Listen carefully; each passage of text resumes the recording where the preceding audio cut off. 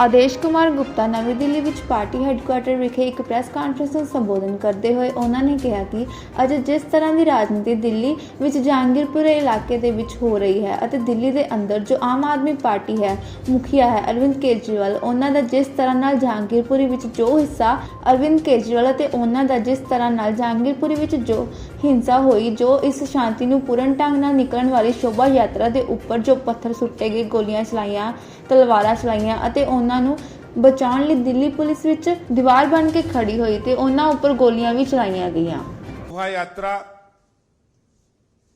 के ऊपर जो पथराव हुआ, गोलियां चली, तलवारें चली और उनको बचाने के लिए जब दिल्ली पुलिस बीच में दीवार बनकर खड़ी हुई तो दिल्ली पुलिस के ऊपर भी गोलियां चलाई गई, पथराव हुआ। उस समय दिल्ली के अंदर आम आदमी पार्टी हो, केजरीवाल हो या अन्य सोकॉल्ड सेकुलर दल हो, कोई भी सामने नहीं आया। लेकिन जिस तरह से जहांगीरपुरी इलाके में रहने वाले रोहिंग्या बांग्लादेशियों के खिलाफ दिल्ली नगर निगम का जो कार्रवाई हुई और उस कार्रवाई में उन दंगाइयों को, उन अतिक्रमण करने वाले रोहिंग्या बांग्लादेशियों को बचाने के लिए जो आम आदमी पार्टी सक्रिय हुई है, देश के सोकॉल्ड सेकुलर दल सक्रिय हुए हैं, वो देश पूरा देख रहा है। देश यह भी देख रहा है कि जिस समय दिल्ली पुलिस और शोभा यात्रा में शामिल लोगों पर पथराव किया जा रहा था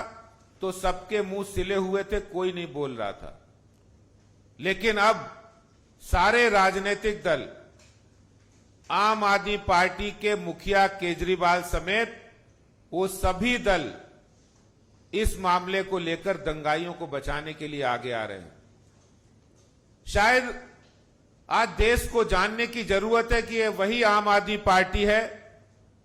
जिनके निगम पार्षद ताहिर हुसैन दिल्ली के अंदर 2020 के अंदर जो दंगे हुए उसके मुख्य आरोपी, मास्टरमाइंड, सूत्रधार रहे हैं, जिसने अपनी छत पर तमाम एसिड की बोतलें और तमाम ईंट पत्थर इकट्ठे किए, गुलेल लगवाई। और वो किस लिए लगवाई? वो निर्दोष हिंदुओं को मारने के लिए वहां ये तैयारी और षड्यंत्र रचा गया। ये किसी से छिपा नहीं है कि यही आम आदमी पार्टी के विधायक अमातुल्ला खां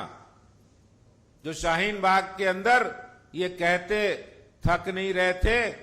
कि हमें कोई झुका नहीं सकता, हमने 2000 साल इस देश पर शासन किया है। धार्मिक भावनाएं भड़काना, दंगा करना, दंगाइयों को बचाना, दंगाइयों को समर्थन करना, ये आम आदमी पार्टी की सियासत का एक महत्वपूर्ण हिस्सा बन चुका है। और जब आज देखेंगे 16 तारीख को जो दंगे हुए उसमें जो मुख्य आरोपी अंसार, वो भी आम आदमी पार्टी का कार्यकर्ता है।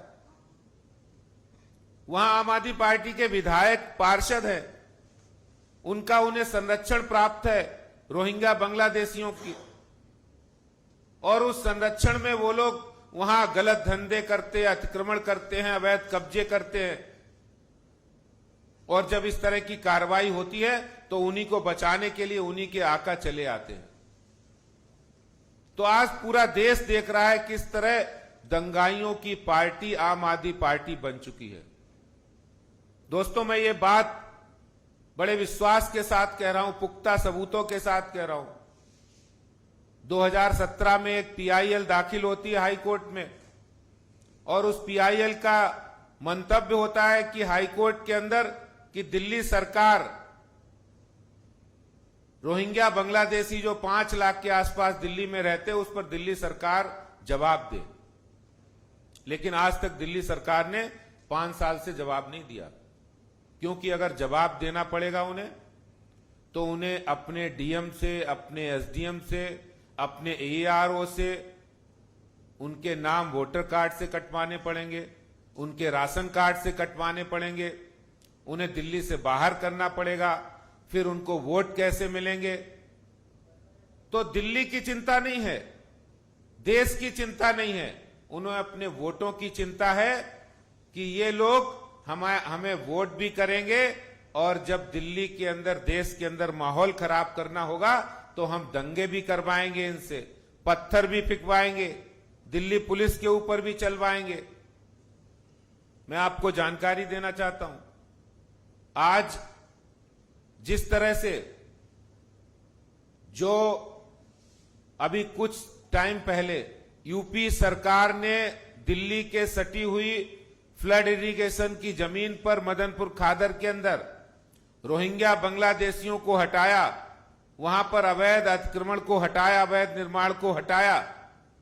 केजरीवाल साहब आगे आ गए, बोले कि नहीं, हम तो सबसे बड़े रोहिंग्या बांग्लादेशी के भाई हैं, उनके दोस्त हैं,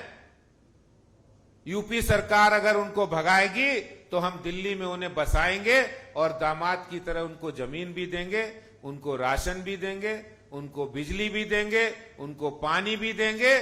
और उनको गुजर बसर करने के लिए 10-10 हजार रुपए दिल्ली सरकार ने दिए हैं। रोहिंग्या बांग्लादेशियों को